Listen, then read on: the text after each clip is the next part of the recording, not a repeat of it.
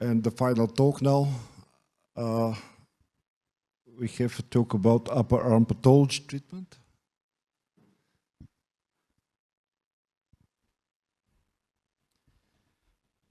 Hi everybody. In fact, this is there are some mistakes in the program.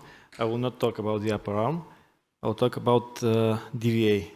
Okay. If it's interesting for the audience. If not, this is final presentation. You can go. So the topic is plantar venous arch arterialization via Dorsalis Pedis artery. I have nothing to disclose.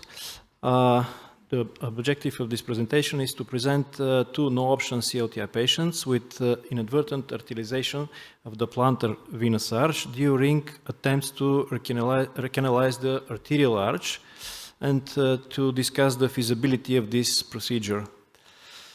We know that no-option CLTI patients are typically Rutherford class 5 and 6 with ischemic ulcer or gangrene. They have no patent distal target artery for bypass or angioplasty. Usually they have failed prior vascularization with no further options, but still they are viable foot. They have viable foot with potential for healing. And these patients should have also reasonable life expectancy in order to be treated. On the other hand, the deep venous arterialization is an alternative lymph salvage strategy for this kind of patients. And the goal of DVA is to provide arterialized blood in significant volumes and pressure to the plantar venous arch and ischemic tissue and to enable wound healing. This is the first patient I will present. It's a 78-year-old female with Rutherford class 5 for the right leg. This is a single leg. The left one was amputated because of infection several years ago. She has diabetes, systemic lupus erythematosus, and was on corticosteroid therapy for many years. She has a long history. The most durable procedure is the first one performed popliteal to anterior tibial bypass 6 years ago. And this was the only intervention which remained patent all the time. And we had to do many other interventions, including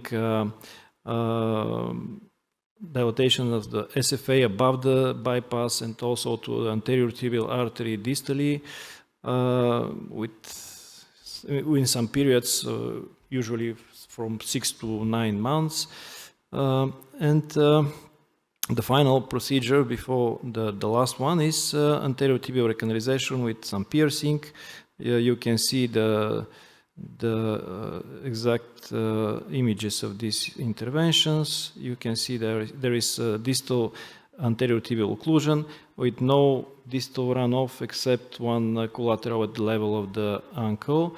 You can observe the ischemic wound. It's artificial, in fact, after some mild trauma, but this was not healing for months. So several months ago, she came back with reocclusion of this distal anterior tibial. This time, again, we tried to find some target to look for a pedal arch, to try to recanalize it. It was not possible. You can observe that there is one wire which we lost in one of the previous attempts in the artery. This time there was something interesting, something like vessel we could not see on the previous interventions. And the wire went in this vessel and made this strange loop on the second picture. You can see that the balloon is stopping at this point. It's very hard to proceed, but with some aggressive pushing, we managed to put it down. There is some extravasations here, but on the next image you can see that probably we are in the venous system. And this is the point of probably arteriovenous fistula created with the wire. So we proceed with aggressive ballooning, and this was the final result at this time. Not so bad, some beta flow, some small vessels in the forefoot.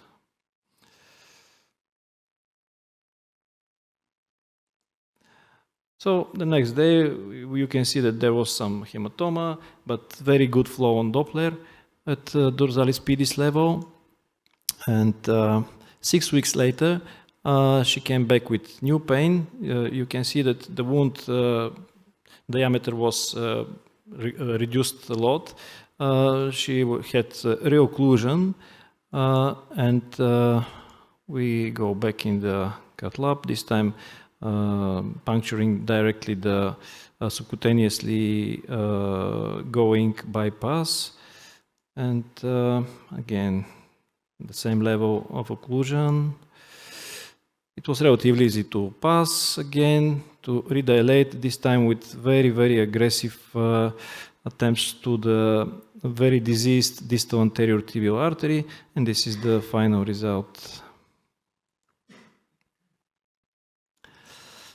At 6 months we have very good images. This is just a control, and total healing of the wound. This is the second case. It's a 78 years old male with Rutherford 6, Wi-Fi 331, with end-stage renal disease on hemodialysis, with unsuccessful pedal plantar arch recanalization. This was done on some previous attempt. You can see that we're trying to do some recanalization in this way. The wire stops here. We are puncturing directly the calcified arch, arterial arch. There was some result, not perfect, but some. This, of course, reoccluded after 3 weeks because of the total absence of outflow, and we decided to try once again to proceed to the plantaris lateralis artery, for example. It was not possible, but again we were lucky, and somewhere at this level the wire went into the vein, and we proceeded with aggressive dilatation. This is the result initially with bigger balloon, some beta flow. 3 weeks later, there was no progression in the wound, so we decided that maybe we should embolize the outflow of these vessels in order to increase the pressure in the venous arch. So we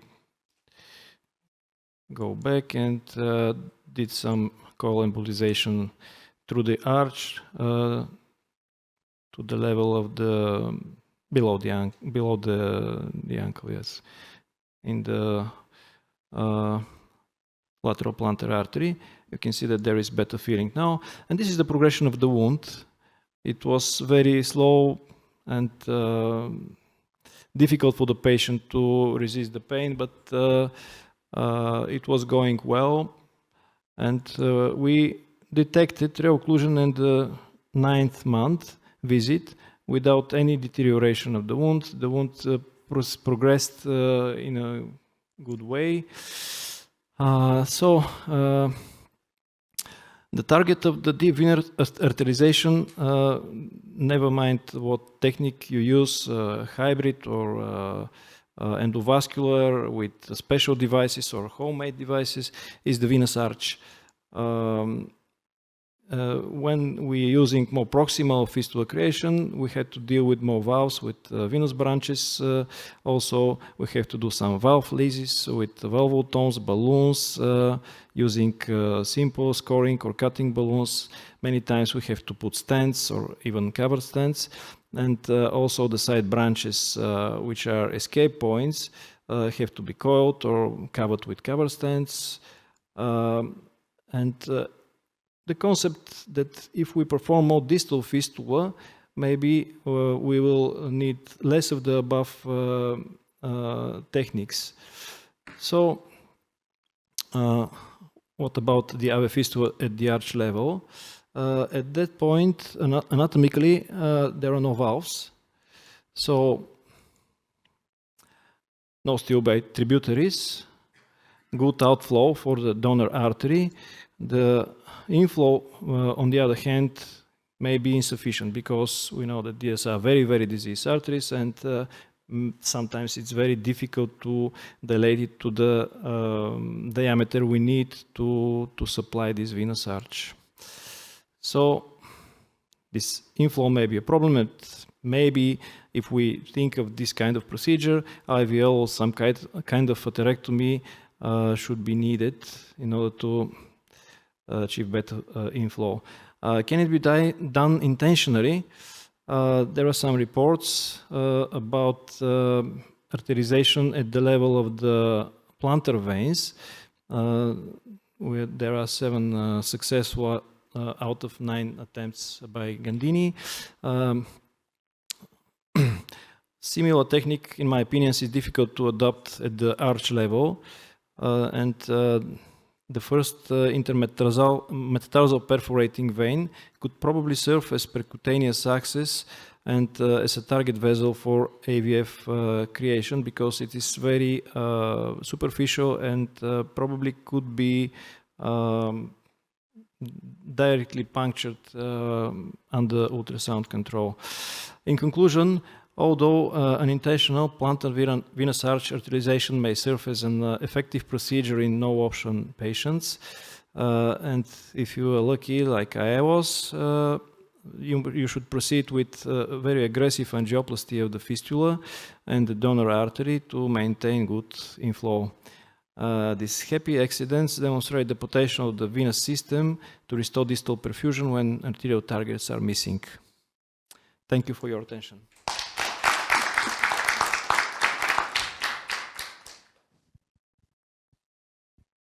Some questions? It's difficult to have a question because it's very impressive, and impressive that you were able to recognize that you were in the vessel that can do the job, and you proceeded and dilated it. So maybe to do it intentionally, you need to have a peripheral access to the veins and have something inside and try to target it. This is how we do standard venous arterialization using the lateral plantar vein and connecting with different techniques at the level of the ankle or above, depending on the patency of the posterior tibial artery or the level we can reach. But for the venous arch, it's difficult. It's deep, it's more difficult. But yes, it's interesting to see that this could work also. At least if we were able to jump by chance there, so we shouldn't complain and go on and delete it. So thank you so much. There is no other questions. Thank you, and I think I can conclude this session, and see you tomorrow. See you.